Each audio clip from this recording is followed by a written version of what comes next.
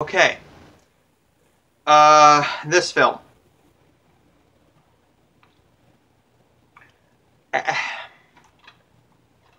The House That Jack Built.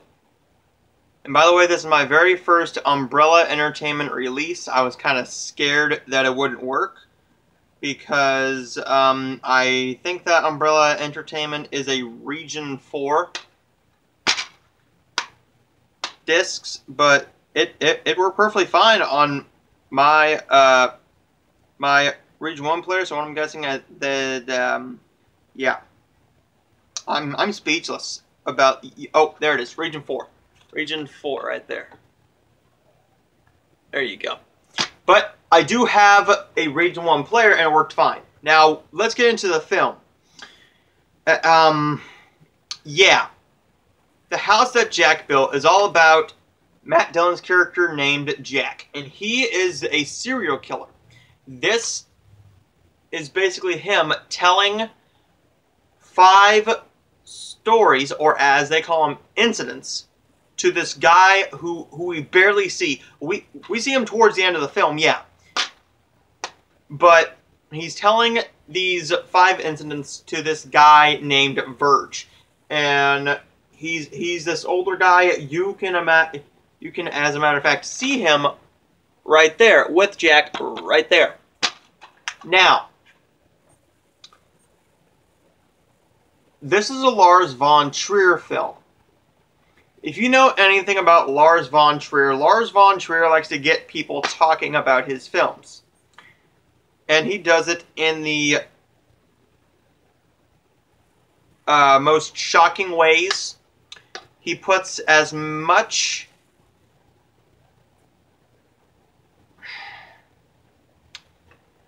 in this film, he puts as much grotesque imagery and disgusting things in here to really get you talking about the film and remembering the film. I'm going to get into some of these, but Lars von Trier can do a really good job with his films. They are very well shot. He picks very good actors, except for the kids in this film. He did not pick the best kid actors. Was he the casting director? Oh, good God. I don't know if I can find the casting director on this thing. But whoever the casting director was, oh my gosh, those kids were so bad. I'm not finding anything. Okay, well, the kids in this film were bad. How's the film overall? It is way too long. It is way too long. This is 5 incidences that take place over 12 years. So, this film is 2.5 hours. The pacing is very poor. And that's saying something because I really liked It Chapter 2. I'm in the minority of critics who really liked It Chapter 2. Now, that's not to say that critics did not like It Chapter 2. They really did. But it's 2 hours and 49 minutes. I did not feel the length all that much. I felt the length a little bit, but I didn't feel the whole 2 hours and 49 minutes. I still thought that it was too long, but it had better pacing because you actually had something interesting to look at all times. It's telling many different stories over all these years. And this film does the same exact thing. This goes over 12 years, and you can see him aging throughout it. And the way he goes about these killings is very intriguing. Sometimes it's just him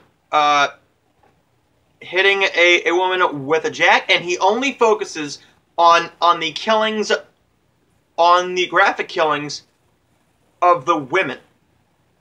Now, people are saying that this film is misogynistic. That is not the case. He focuses on the women primarily, but he does talk about killing his wife and children as well.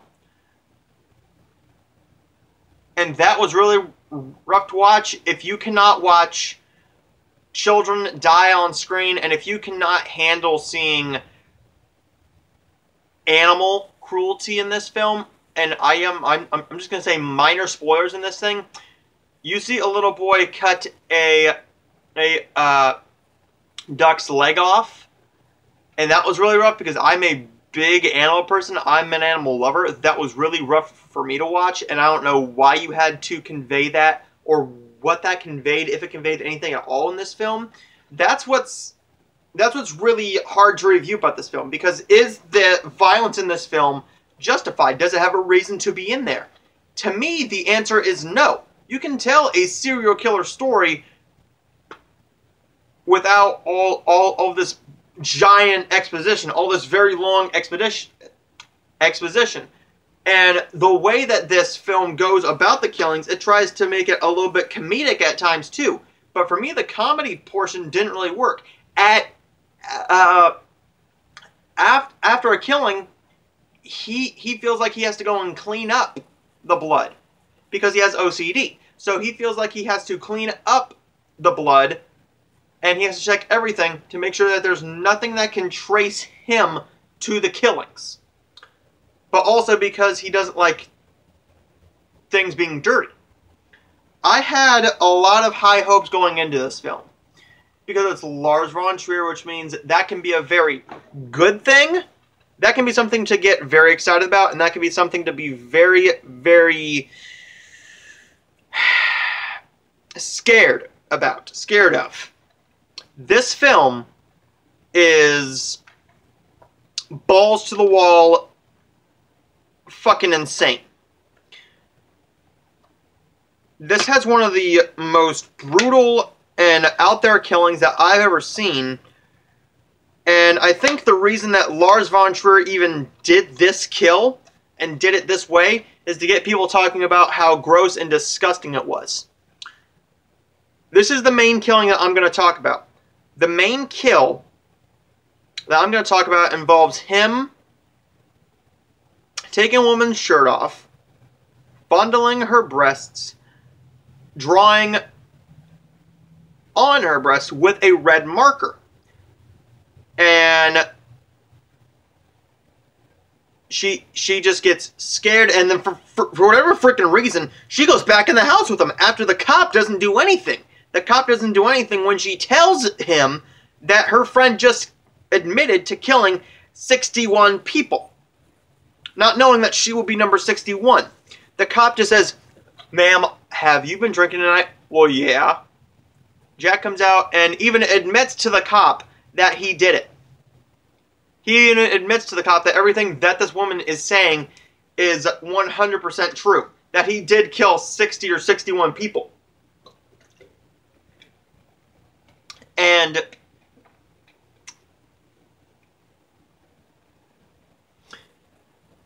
why this cop did not arrest him at that point is freaking beyond me. Because if you say something like that in front of a cop, even if you're drunk, it does not matter. You're going to jail. You're being put in cuffs and taken to jail.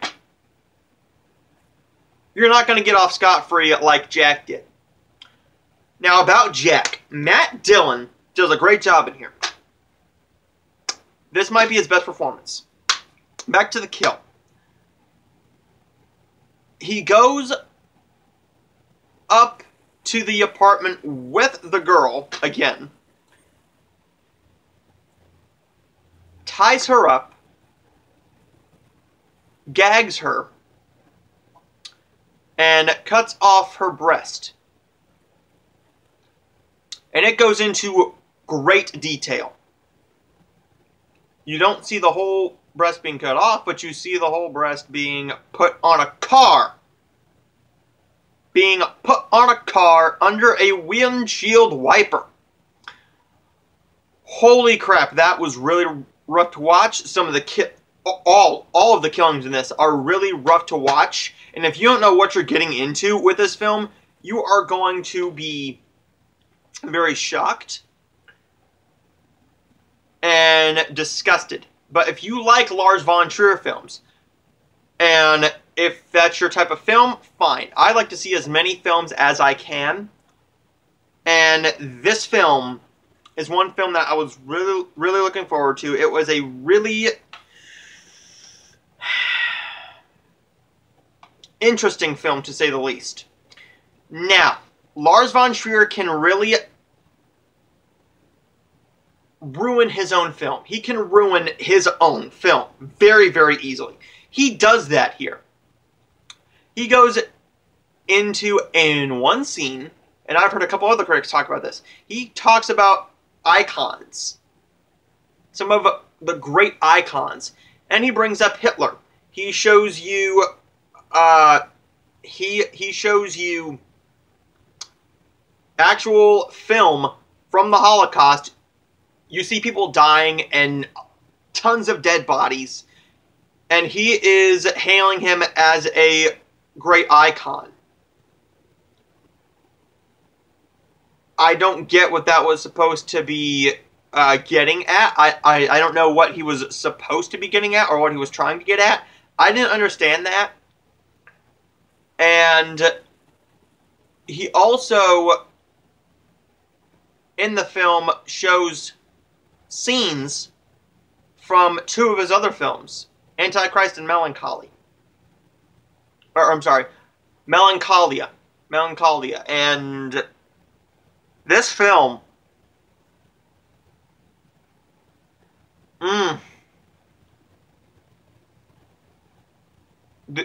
this is going to be an uncut review because there's no way I'm pausing anymore. I mean, my God, this film is rough to watch at 2.5 hours. Matt Dillon does a great, great job in here. But this is a very hard film to review. It's incredibly hard because you don't know what he's going for. He does not tell you what he's going for. But the ending is freaking brilliant. So with that great ending, I think he's trying to make you think that you had a good time and that this is a good film because it has a good ending. A good ending does not make a good film. The rest of the film has to be good in order for the ending to be considered good and for that whole film to be good. Just because the ending's good, and there's portions in this film that are stunning and magnificent, truly and brilliant, but it's just that portions of this film, certain things in this film that are discussed and talked about and put in here are in here for no reason, and they're just gratuitous. Gratuitous animal cruelty. Gratuitous nudity and gratuitous violence. And I don't know if he's praising Hitler for what he did, but if he is, then, bud, you have one sick mind. What Hitler did is inexcusable. And I don't know if you're praising that asshole for it, but if I can't comprehend what certain things in this film means, then that at times can be very good. Because then you sit back and you think about, what is this? What does this mean? What is he trying to convey? I'm going to compare The House That Jack Built to Mother with Jennifer Lawrence, because that was trying to tell, or trying to be very artsy, and this is trying to be very, very artsy. But that was telling the story of creation, I guess, and portions of the Bible with Cain and Abel, and creation, 7 days. Jennifer Lawrence was supposed to be Mother Earth, or portraying Mother Earth.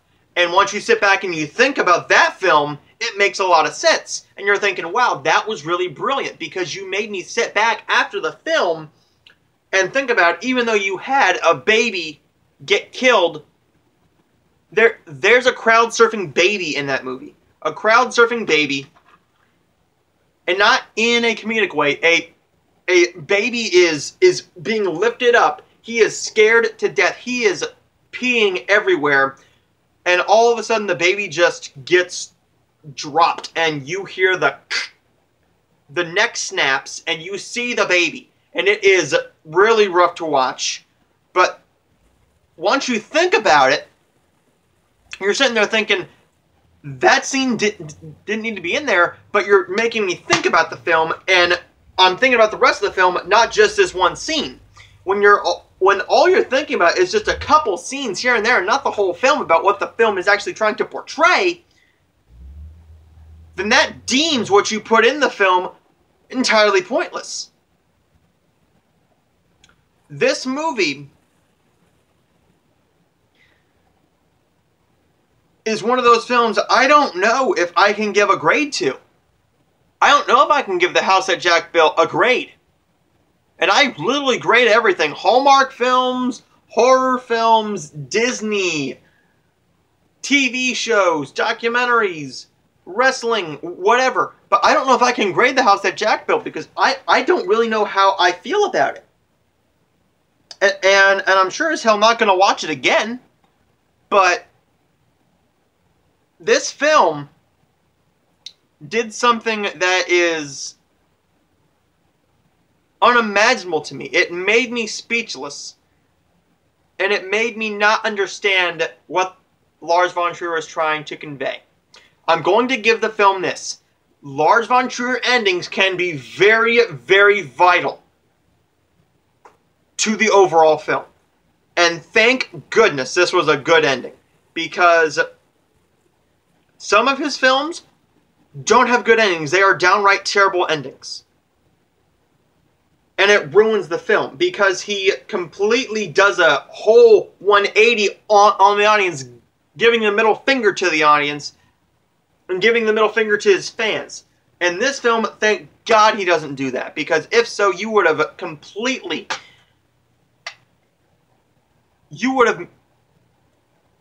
just pissed everybody off. And Lars von Trier did a good job, because I'm talking extensively about this film. I'm damn near 20 minutes into this review. And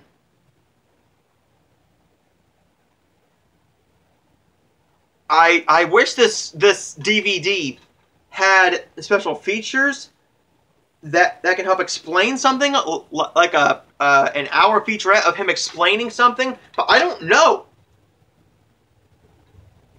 This is a movie that I am going to try and grade. I am going to give this movie a grade, but I don't know if that grade is going to stick.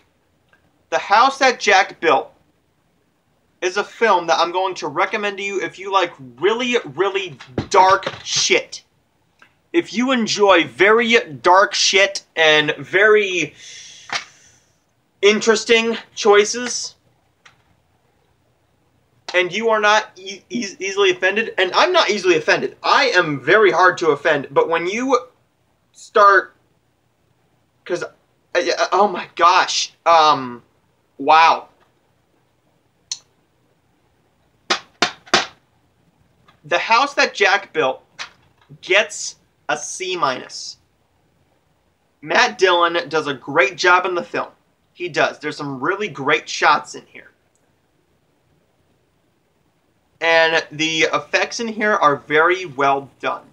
But when you don't explain anything, and when I can't really think about it and think of a reason why you put that in your film, put multiple things in your film, besides just to be overly graphic and to get people talking about your film, and when you don't care about making a good film, because that's all Lars von Trier, I think, is trying to do, is shock and get more money out of the audience, get people to watch his film and think about the film, and talk about the film to get more people to go and see it so he can make more money. I think that's what he's trying to do with this film. And that's what he did. I'm going to give The House That Jack Built a C-. There's my review of The House That Jack Built. I'm sorry that I rambled on. Thank you if you stayed through the whole, 20 minutes now? Stay tuned, because I got a slew of reviews coming to you, and I cannot wait to sit down and talk about tons more films with you, and I will see you guys next time.